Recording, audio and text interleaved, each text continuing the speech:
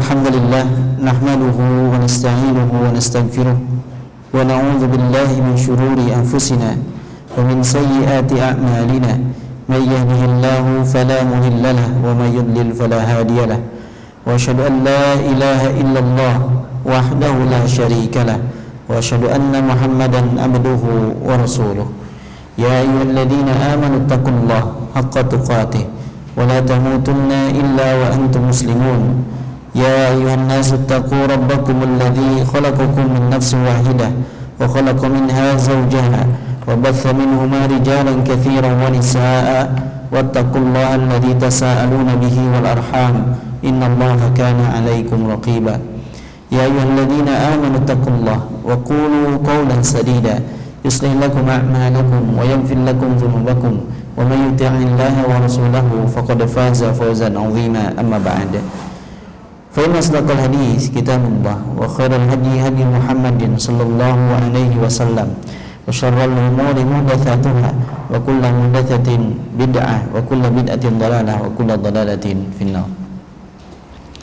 Ikhwah wa akhwati fillah, azani Allah wa iyyakum ajma'in. Alhamdulillah, kita bersyukur kepada Allah Subhanahu wa taala pada malam hari ini. Allah taala mudahkan kita semua untuk berkumpul kembali di majelis ini. Insyaallah kita akan melanjutkan pembahasan kitab Salasatul Usul yang disusun oleh Syekh Muhammad bin Abdul Wahhab rahimahullahu taala. Dan pada malam hari ini kita akan membahas jenis ibadah yang ke-13 dan 14. Jenis ibadah yang disebutkan oleh muallif rahimahullah taala selanjutnya adalah adzabhu. Adzabhu itu adalah menyembelih. Nah, menyembelih ini secara syariat adalah mengalirkan darah, ya, melenyapkan nyawa, menghilangkan nyawa dengan mengalirkan darah ala wajhin makhsusin, dengan cara tertentu, ya. Makanya menyembelih itu ada yang dengan memotong uratnya. Nah, ini berlaku untuk kambing, sapi, ya, di kita ya, ketika kurban itu disembelih namanya. Ada juga istilahnya itu bukan adzabhu tapi an-nahru. Makanya dalam surah Al-Kautsar disebutkan fasalli li rabbika wanhar. Nah, nahru itu adalah khusus untuk unta. Nah, unta mah enggak digitu cara menyembelihnya, tetapi ditusuk di bagian lehernya. Itu namanya an-nahru. Nah, keduanya itu disyariatkan. Jadi baik dengan cara menyembelih atau dengan an-nahr tadi, itu semua adalah cara yang disyariatkan. Tadi ya, dengan cara yang disyariatkan. Dan menyembelih ini termasuk ibadah yang paling agung, sehingga ia disandingkan dengan salat. Ya, salat itu ibadah berupa fisik, ya, yang paling agung, sementara adzabhu, menyembelih, ini di dalamnya meliputi beberapa jenis ibadah. Ibadah maliyah berupa harta, gitu ya. Karena untuk menyembelih tentunya ia mengorbankan harta, membeli hewan sembelihan, gitu ya. Kemudian juga ada di dalamnya disebutkan menggantungkan hati kepada Allah Ta'ala saat menyembelih. Berarti ada ibadah hati di dalamnya. Juga ada at-ta'zim, mengagungkan Allah Ta'ala, yakin kepada Allah Ta'ala. Maka amalan-amalan zahir berupa menyembelih itu nanti akan diiringi dengan amalan-amalan hati seperti tadi, menghinakan diri di hadapan Allah, mengagungkan Allah Ta'ala, mengharapkan keberkahan dari hewan yang disembelih, ini dia. Ini roja di sana. Jadi di dalamnya mengandung banyak ibadah, ya, banyak ibadah. Dan di dalam kitab ini muallif menyebutkan sebuah dalil yang disebutkan dalam surah Al-An'am ayat 162 sampai 163. Allah Ta'ala berfirman, "Qul," katakanlah oleh Muhammad, inna salati, sesungguhnya salatku, wa nusuki, dan sembelihanku, ibadah menyembelihku itu, wa mahyaya, hidupku, wa mamati, dan matiku, lillahi rabbil alamin, hanya untuk Allah Rabb semesta alam. Nah, di sini disebutkan lillah, untuk Allah. Semua perbuatan yang dilakukan untuk Allah berarti ini adalah termasuk ibadah. Salat ibadah, menyembelih pun termasuk ibadah. Ya. La syarikalah, apalagi dalam ayat selanjutnya dikuatkan la syarikalah, tidak ada sekutu bagi Allah Ta'ala di dalam salat, di dalam menyembelih gitu ya. Dalam sebagai tujuan hidup dan tujuan kematian, itu semuanya adalah untuk Allah Ta'ala ya. Maka dari dalil tersebut ya, kita dapati bahwa Allah Ta'ala memerintahkan kepada Nabi Muhammad SAW untuk mengikrarkan gitu ya. Perintahnya katakanlah oleh Muhammad. Jadi Nabi Muhammad diminta untuk mengatakan ucapan ini kepada siapa? Kepada orang-orang yang mempersekutukan Allah Ta'ala di dalam ibadah ya. Yang mereka itu menyembah kepada selain Allah, mereka menyembelih untuk selain Allah. Jadi sikap Nabi Muhammad begini. Nah, sikap ini dinyatakan secara terang-terangan kepada orang-orang musyrik bahwa sungguhnya salatku, sembelihanku itu hanya untuk Allah ya. Diikrarkan demikian ya. Ini menunjukkan bahwa menyembelih ini termasuk ibadah, dan namanya ibadah tidak boleh dilakukan kepada selain Allah ya. Meskipun kemudian ya di dalam menyembelih nanti ada perincian ya, ada perincian ya. Ikhwah wa akhwati fillah, azanillah wa iyyakum ajmain.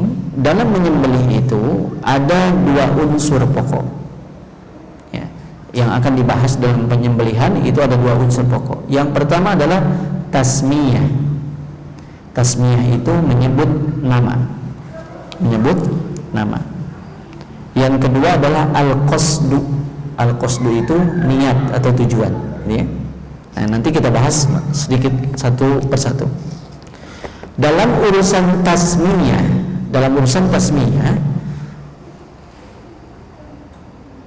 kita diperintahkan untuk menyembelih dengan menyebut nama Allah. Makanya disyaratkan ketika menyembelih mengucapkan Bismillah gitu ya. Bismillah, Allahu Akbar kan gitu ya. Menyebut nama Allah. Nah, ini rinciannya. Yang pertama menyebut nama Allah. Dan dalam hal ini ada 3 kondisi. Yang pertama, jika menyebut nama Allah, maka yang ini merupakan kewajiban, maka sembelihannya halal. Lihat ya, konsekuensinya kepada sembelihan. Jika ia menyembelih baik dengan cara zabah dengan atau nahar tadi, tapi sambil menyebutkan nama Allah, maka sembelihannya halal. Ya, kecuali hewannya juga hewan yang halal ya. Ya, jangan Bismillah tapi kucing gitu, nggak boleh, tetap nggak boleh dimakan itu. Ya. Nah, kambing, sapi, unta gitu ya. Kerbau juga diikutkan kepada sapi. Itu jika disebutkan nama Allah, itu kewajiban dan hasilnya, dampaknya sembelihannya halal. Ya. Allah Ta'ala berfirman dalam surah Al-An'am ayat 118, fakulu mimma dzukira smullahi alaihi in kuntum bi ayatihi mu'minin. Maka makanlah binatang-binatang yang halal yang disebut nama Allah ketika menyembelihnya. Nah, ini perintah. Jadi jika menyebutkan nama Allah Ta'ala saat menyembelihnya, sembelihan halal itu jadi boleh dimakan. Ya, boleh dimakan. Ya. Kondisi yang kedua, ia menyebutkan selain nama Allah. Ya. Saat menyembelih itu bukan menyebut nama Allah, tapi menyebutkan nama selain Allah. Untuk penunggu pohon ini, untuk penunggu laut ini. Ya, berarti ini bukan menyebut nama Allah. maka meskipun sembelihannya, meskipun hewannya hewan yang halal, sembelihannya haram. Ya, sapi, ya, sapi tapi ditujukan untuk selain Allah, tidak menyebut nama selain Allah. Ini menyebut namanya, ya, menyebut nama selain Allah. Itu sama, tidak meskipun hewannya adalah hewan yang halal, tapi tidak menyebut nama atau menyebut nama selain Allah, maka ini hukumnya haram. Jadi haram, tidak boleh dimakan. Makanya para ulama membahas, ya, jika dalam kondisi terdesak, misalnya kita sedang naik gunung, ya, di gunung itu memang terkenal ada situs, banyak sesajen di sana. Kita kehabisan bekal makanan, ini darurat, ya, darurat. Di sana biasanya ada apa aja? Kopi, ya, pisang, ya, apalagi? Gula aren, kelapa, ya, kayak gitu, ya, kayak gitulah, ya. Terus ada bakakak, kayak gitu, ya, bakakak.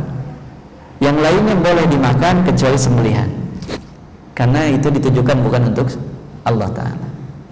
Itu haram, ya, karena ditujukan bukan selain Allah. Tapi cawuk makan tidak disembelihnya. Terus kita juga lagi lapar, darurat, makan boleh, ya. Tapi kalau sembelihannya jangan, sembelihannya jangan, ya.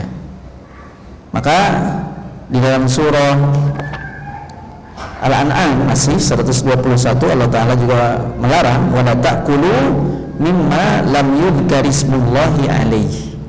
Janganlah kalian makan binatang-binatang yang tidak disebut nama Allah ketika menyembelihnya. Tidak disebutnya. Yang tadi mah menyebut nama Allah, ini kan memang begitu seharusnya halal, boleh sembelihannya. Tidak menyebut nama selain Allah, tidak boleh, sembelihannya tidak halal. Kondisi ketiga, tidak menyebut nama siapa-siapa, nama Allah tidak, nama selain Allah juga tidak, asal sembelih gitu, maka ini juga sembelihannya haram. Karena syariat kita mah ketatnya, harus menyebutkan nama Allah. Unsur pertama, ya, tasmiyah tadi, saat menyembelih mesti menyebutkan nama Allah. Meskipun, ya, kemudian khusus untuk sembelihan ahli kitab, ya, meskipun mereka tidak menyebutkan nama Allah ketika sedang menyembelihnya, sebagian ulama berpendapat bahwa sembelihan ahli kitab itu tetap halal, ya. Jadi misalnya ahli kitab itu Nasrani, Yahudi, Nasrani menyembelih gitu, ya, itu sembelihannya sebagian ulama mengatakan halal, boleh, ya, berdasarkan firman Allah Ta'ala dalam surah Al-Ma'idah ayat 5, al-yawma uhilla lakumut thayyibat wa ta'amul ladina utul kitab hillul lakum wa ta'amukum hillul lahum. Pada hari ini dihalalkan bagi kalian yang baik-baik, makanan atau sembelihan orang-orang yang diberi Alkitab, berarti Yahudi dan Nasrani. Yahudi dan Nasrani saja, ya. Nah, kalau Buddha, Hindu enggak, ini hanya Alkitab saja. Itu halal bagi kalian, ya. Kalau disembelih halal, menurut sebagian ulama. Kita pun pernah mendengar hadis bahwa Nabi SAW disuguhi makan oleh seorang wanita Yahudi dan beliau memakannya, ya. Ya. Ini yang pertama, tasmiyah, menyebutkan nama Allah saat menyembelih. Ini syariat mesti dilakukan. Konsekuensinya jika tidak, maka sembelih. Jika tidak menyebutkan nama Allah saat menyembelih, maka sembelihannya jadi haram, gitu, ya, kecuali sembelihan ahlul kitab, ya. Unsur pokok yang kedua adalah al-qasdu. Al-qasdu itu tujuan, ya, tujuan. Ya, di sini tujuan dalam penyembelihan itu ada dua, ya, menyembelih itu. Yang pertama ditujukan untuk beribadah. Ya, kalau beribadah berarti kan ia mengikuti syariat. Dan yang masuk ke dalam ibadah itu adalah kurban, akikah, dam, ya, denda gitu ya, menyembelih karena denda. Lalu apa lagi? Ya, dan lain-lain.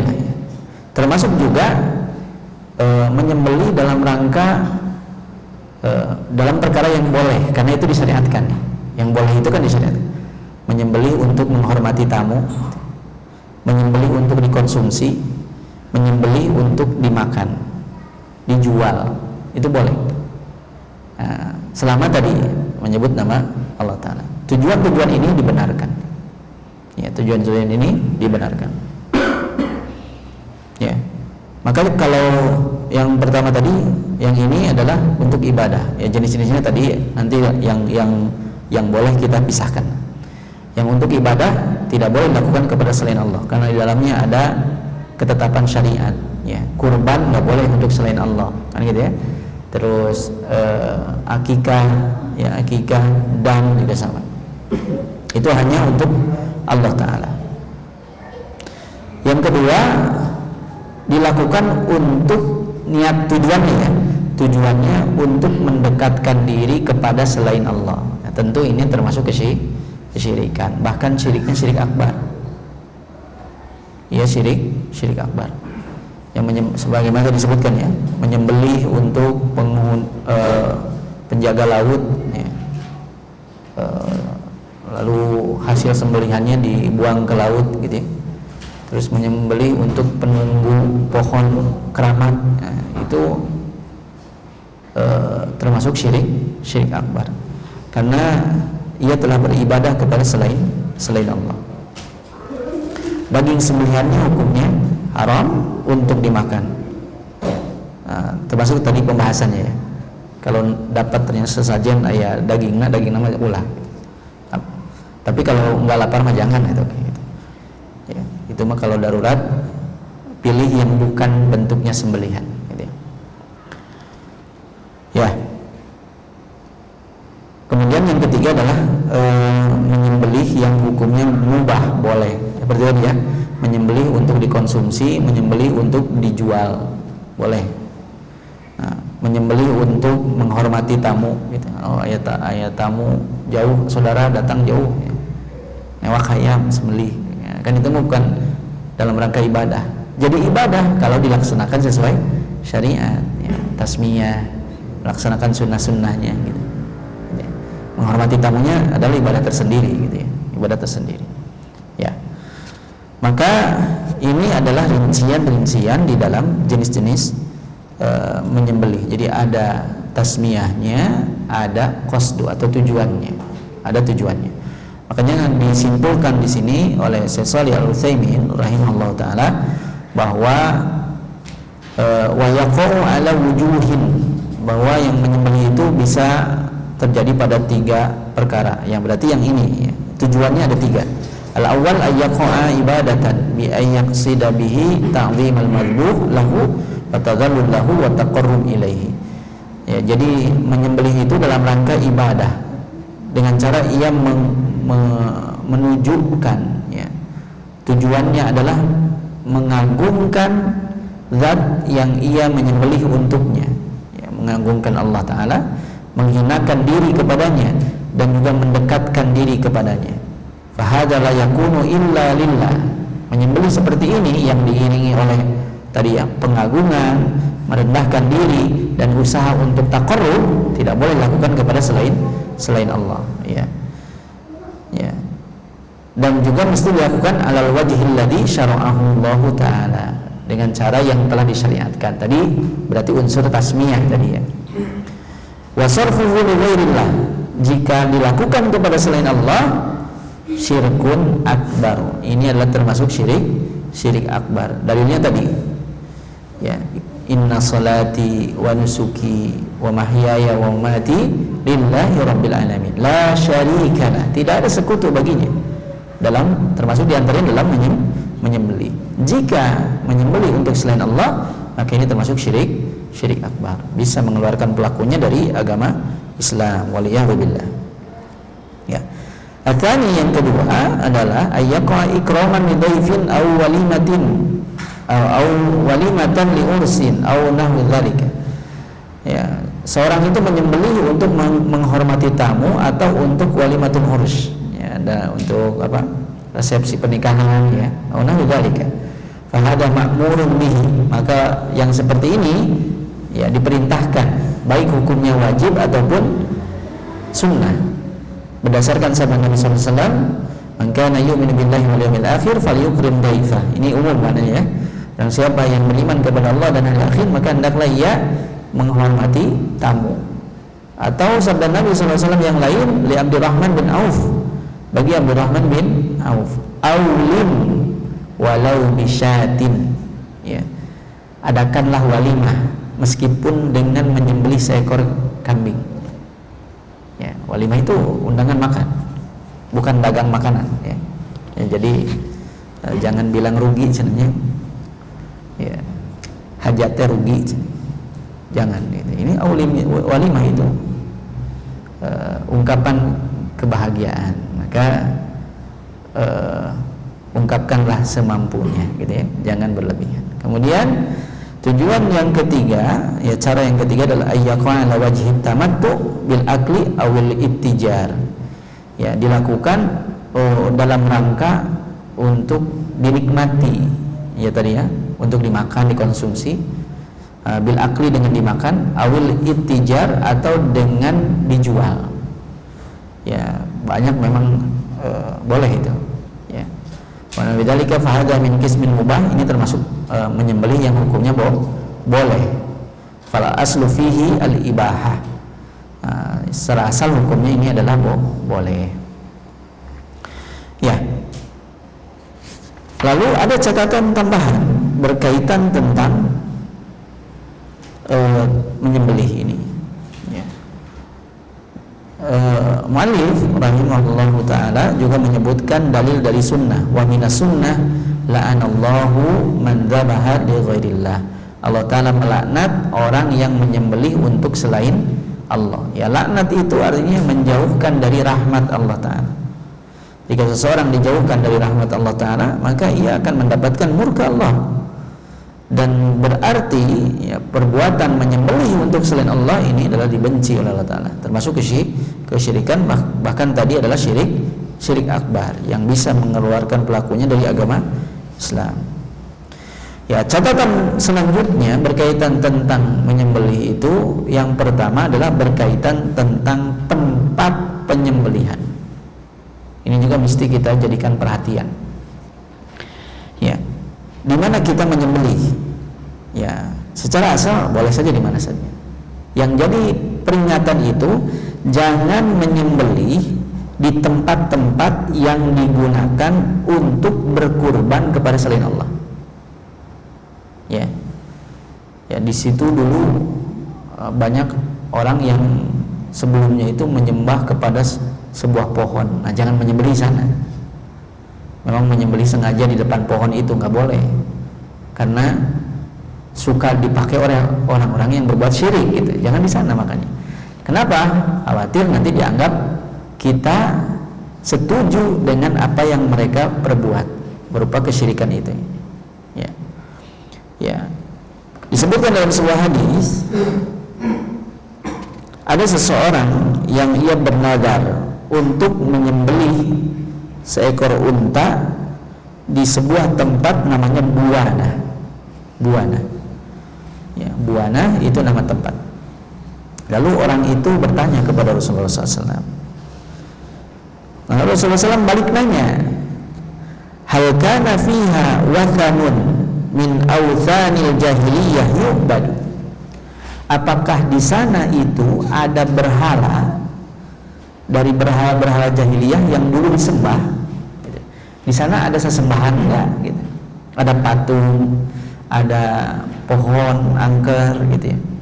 Atau ada menjadi tempat peribadatan tidak sebelumnya? Gitu. Ditanya seperti itu oleh Rasulullah SAW. Ya, maka para sahabat menjawab tidak. Maka beliau bertanya lagi, ya,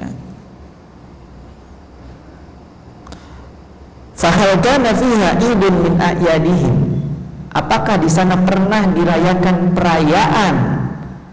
perayaan jahiliyah dahulu?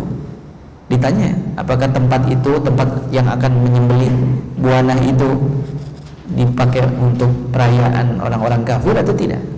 Gitu. Maka para sahabat menjawab tidak.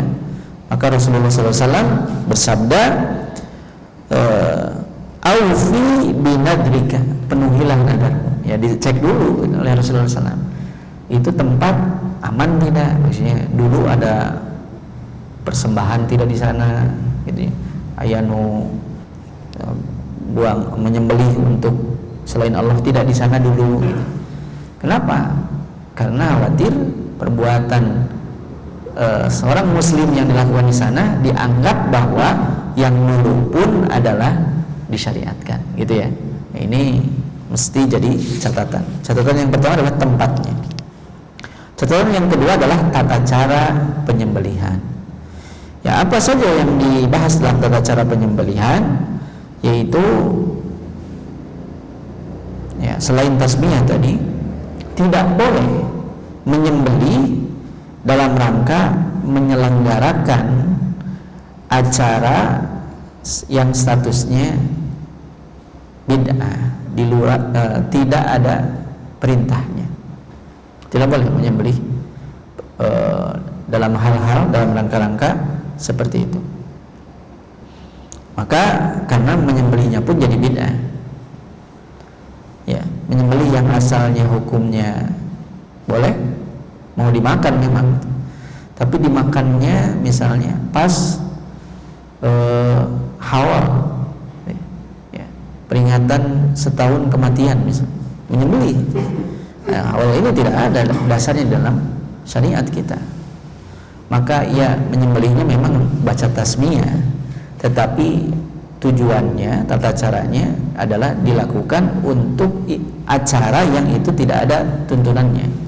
Maka ini pun jatuh ke dalam bid'ah, tidak boleh.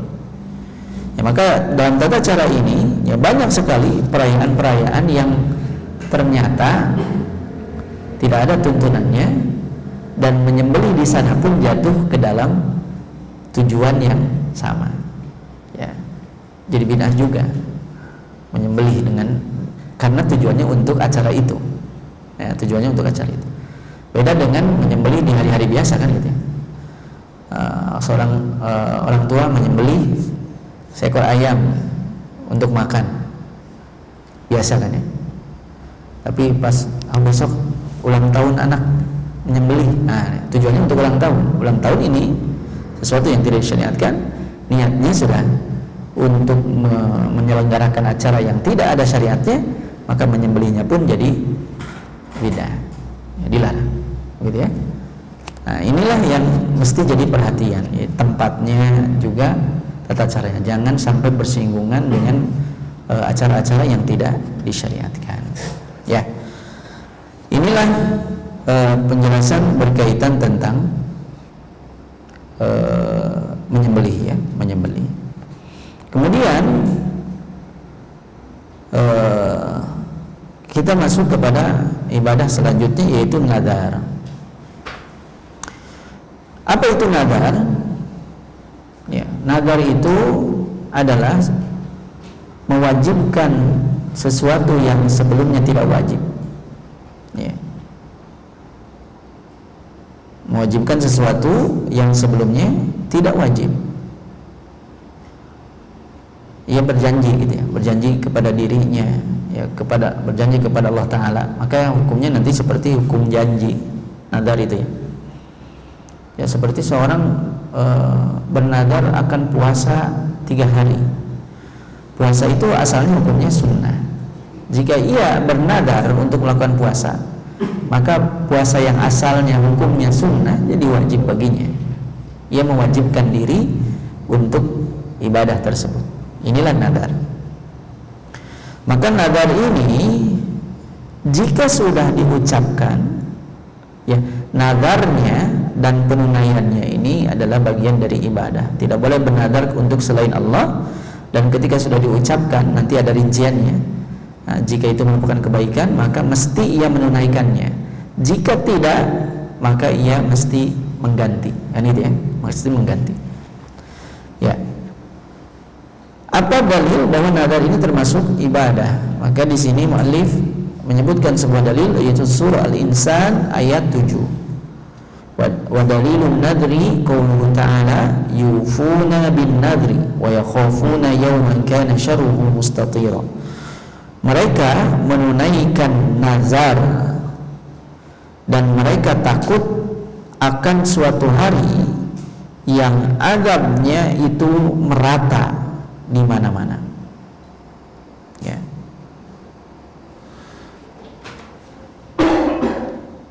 Ada beberapa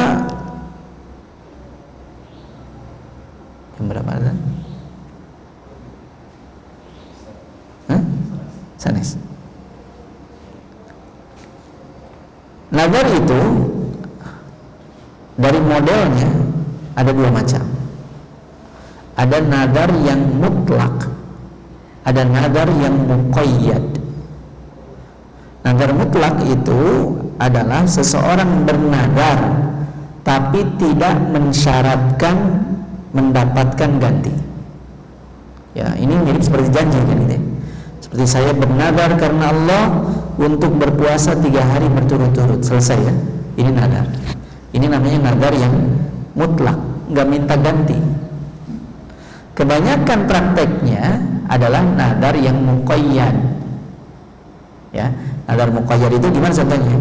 Kalau saya lulus tes, saya akan puasa 3 hari. Ada syarat nih. Ya, kalau saya lulus tes. Nah, ini ada syarat, namanya muqayyad. Kalau tadi mutlak, nggak ada syaratnya, nggak minta ganti. Tapi yang asalnya tidak wajib jadi wajib baginya. Tapi yang kedua ini muqayyad, ia minta syarat gitu, kepada Allah. Kalau proyeknya lolos, saya akan sedekah sekian juta misalnya gitu. Atau saya akan puasa selama seminggu gitu. Nah, ini adalah jenis yang kedua, yaitu nazar yang muqayyad. Nazar yang muqayyad inilah yang disebutkan oleh Ibnu Umar radhiyallahu an, ya, beliau pernah mengatakan nahan Nabi sallallahu alaihi wasallam anin nadri. Nabi sallallahu alaihi wasallam melarang dari nazar. Maksudnya nazar yang kayak gini. Kenapa? Karena masa mau puasa aja harus ada syaratnya gitu. Jadi disebutkan innahu la yaruddu syai'an, karena nazar seperti ini tidak menolak sesuatu, tidak bisa menolak apapun. Ya, mau lulus atau tidak nggak ada kaitannya dengan puasa atau tidak kan gitu. Ya, wa innama yustakhraju bihi minal bakhil. Ya, nazar yang seperti ini hanya dikeluarkan oleh orang-orang yang bakhil. Ya, kalau bakhil itu kan hitung-hitungan ya, hitung-hitungan. Ya, mau puasa tapi harus lulus dulu gitu. Kenapa? Puasa aja puasa, gitu. Nggak usah minta lulus gitu, nggak usah disyaratkan gitu. Ya, ya. Jadi kalau nggak lulus nggak jadi puasanya. Nah, kan ini sebut bakhil. Maka yang dilarang itu yang muqayyad gitu. Yang muqayyad seperti ini. Nah, diperingatkan tentang jenis yang seperti ini. Makanya sebagian ulama bahkan sampai mengharamkannya yang seperti ini ya. Ya. Meskipun makruh ya, ada yang menyebutkan makruh atau haram ya. Ya, dua-duanya kan buruk ya. Mau makruh atau haram, ya. Dibenci ataupun haram. Ya. Ketika sudah nadar wajib untuk dipenuhi. Apalagi pas terwujud ya syaratnya. Lulus benar ya harus puasa. Gitu. Meskipun sejak awal hukumnya makruh, tapi sudah bernadar ya, maka apa jika syaratnya terwujud wajib nadarnya dipenuhi, wajib nadarnya dipenuhi. Dan nadar ini nanti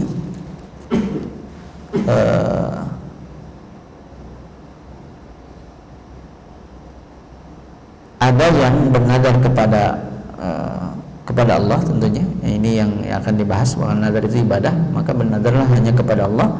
Dan kalau bernadar kepada selain Allah, maka ini termasuk kesyirikan, ya. Seperti saya bernadar kepada wali fulan misalnya gitu, ya, untuk berpuasa 1 hari, nah, itu kesyirikan. Tidak boleh bernadar kepada selain Allah, ya. Makanya di dalam nadar itu nanti kita akan rinci, ada nadarnya, ada penunaiannya. Nadar itu janjinya dan bagaimana menunaikannya, gitu ya. Ya. Ini adalah dengan cara menyandingkan macam tadi. Ada nadarnya untuk Allah, ya, nadarnya untuk Allah, tetapi nadar karena Allah dan untuk beribadah kepada Allah. Nadar karena Allah tapi bukan untuk ibadah kepada Allah, ya. Seperti misalnya saya bernadar kepada Allah akan menyembelih untuk penunggu pohon ini. Nah, itu nadarnya ke Allah tapi perbuatannya bukan untuk Allah, gitu. Dan nadar kepada selain Allah tapi untuk beribadah kepada Allah. Nadarnya kepada orang lain tapi ibadah.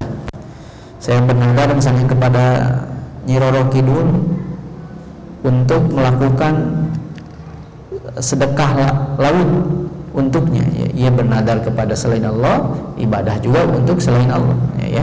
Nadarnya udah dua hal berarti, ya. Nadarnya dan juga perbuatannya, ya.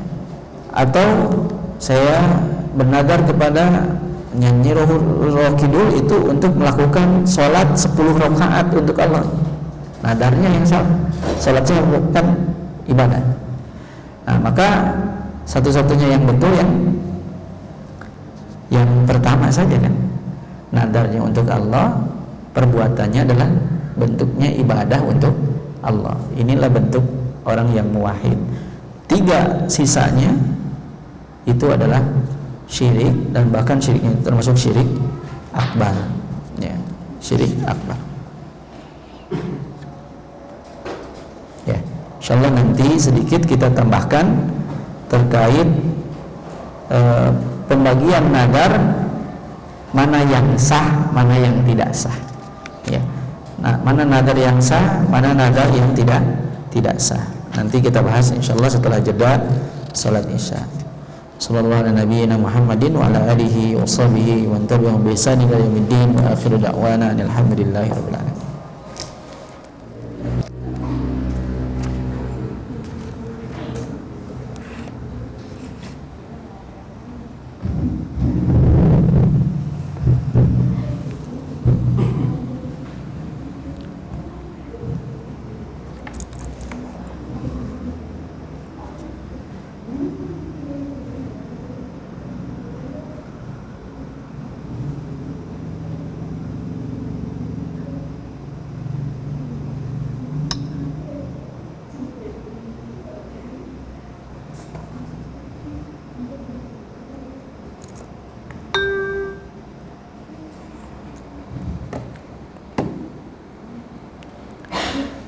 Bismillahirrahmanirrahim.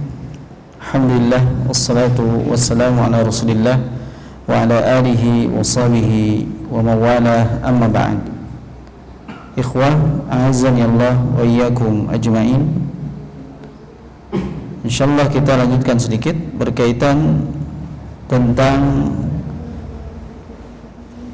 sah, macam-macam nadar, ditinjau dari sah dan tidaknya nadar tersebut. Ya ikhwah wa akhwati fillah, azanallahu wa iyyakum ajmain. Berdasarkan sah atau tidaknya, maka nadar ini dibagi menjadi 5. Ada 5 macam, ya. Yang pertama adalah nadar ketaatan dan ibadah,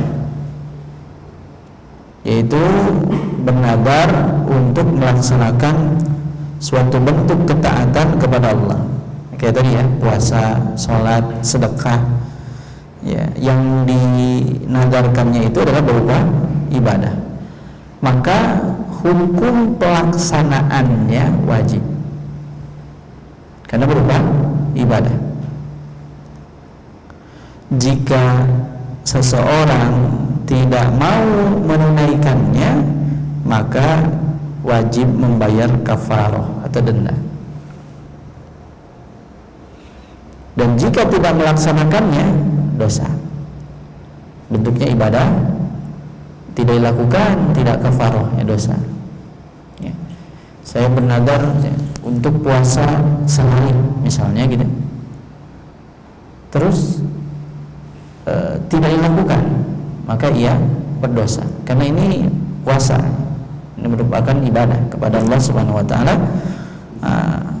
Jika ia tidak mampu melakukannya, kafarah. Nanti kafarahnya kita juga bahas. Ya, nadarnya sehari, jadi kafarahnya jadi 3 hari sini kan. Karena kafarah nadar itu puasa, salah satu yang paling akhir adalah puasa 3 hari gitu. Ya, sama seperti kafarah sumpah. Ini yang pertama, nadarnya berupa ketaatan atau ibadah, wajib dilaksanakan. Yang kedua, nadarnya itu sifatnya mubah, ya, nadarnya mubah. Maksudnya adalah yang dijadikan objek nadarnya itu adalah sesuatu yang mubah, bukan ibadah. Ya. Seperti misalnya seseorang jika lulus saya akan lari 3 gazebo 2 kuriling misalnya gitu ya. Lari itu hukumnya mubah kan? Bukan ibadah, mubah. Nah, nadar natunya sesuatu yang mubah. Maka nadar seperti ini boleh milih. Boleh milih itu artinya boleh dilaksanakan, ya, atau mau dilaksanakan langsung saja gantinya dengan kafarah.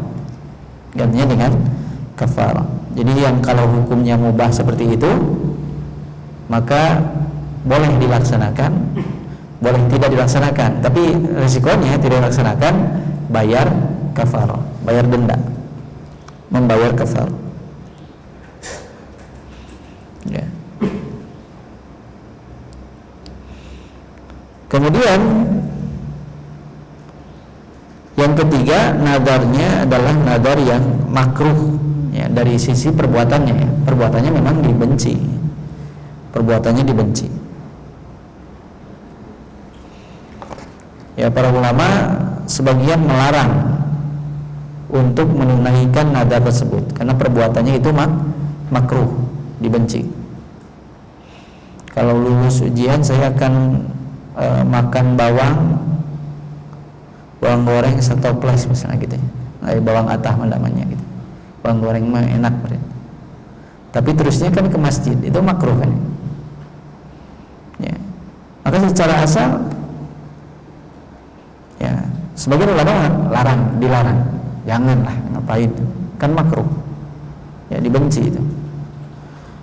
Menimbulkan bau gitu ya. Maka dilarang berarti langsung otomatis kafaroh. Kalau tadi yang mubah mah boleh pilih dulu, mau dilaksanakan silakan. Berarti kalau dilaksanakan nggak usah kafaroh kan? Lari 2 kuriling, kan nggak ada fungsinya unggul gitu ya. Nadar. Tapi karena sudah nadar, ya wajib ditunaikan. Ya, mesti ditunaikan. Yang keempat adalah nadar kemaksiatan. Ya, kalau nadarnya kemaksiatan, ya, maka nadarnya sendiri tidak sah. Nadarnya tidak sah.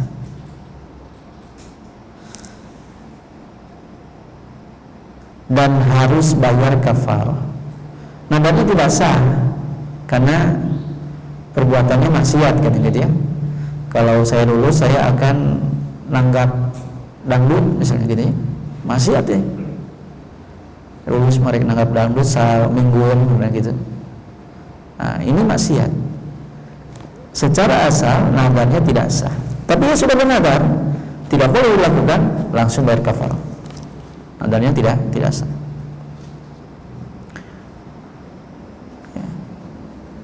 Dan yang terakhir adalah nadar syirik, syirik, yaitu bernadar untuk mendekatkan diri kepada selain Allah. Nadar seperti ini tidak sah, sama ya. Seorang tidak boleh menunaikan nadarnya dan tidak memiliki kewajiban untuk bayar kafaroh. Nah, bedanya ya. Nadarnya berupa kesyirikan, maka nadarnya tidak sah, tidak boleh dilakukan, dan tidak perlu bayar kafaroh. Yang mesti dilakukan apa? Bertaubat. Ya. Kalau lulus saya akan menyembelih sapi, lalu saya persembahkan kepada penghuni laut misalnya gitu. Ya, ini nadar yang berupa kesyirikan. Nadarnya tidak sah, tidak boleh dilakukan, dan tidak ada kafarah. Yang mesti dilakukan apa? Taubat. Karena bisa-bisanya gitu ya, nadar dengan nadar kesyirikan. Nabi SAW bersabda, "Man nadhara ayyuti Allah falyuti'hu." Barang siapa yang bernadar untuk mentaati Allah, maka hendaknya ia menaati Allah. Artinya berupa ibadah tadi ya. Kalau nadarnya berupa ibadah, maka laksanakan, tunaikan. Wa man nadhara ay ya'si Allah fala ya'sihi. Siapa yang bernadar untuk bermaksiat kepada Allah, maka jangan maksiat kepada Allah. Maksudnya jangan ditunaikan itu nadarnya. Ya, tapi resikonya adalah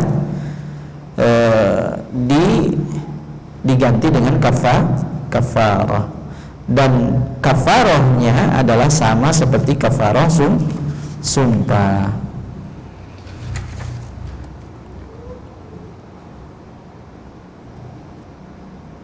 Ya.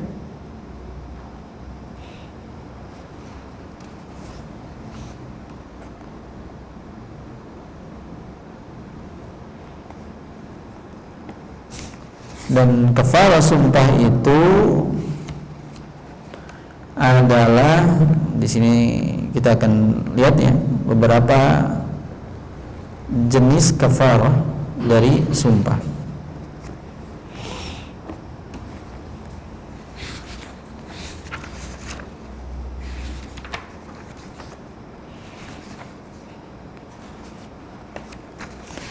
Kafarah sumpah itu berat ya. Nah, kafarah nadar itu sama seperti kafarah sumpah.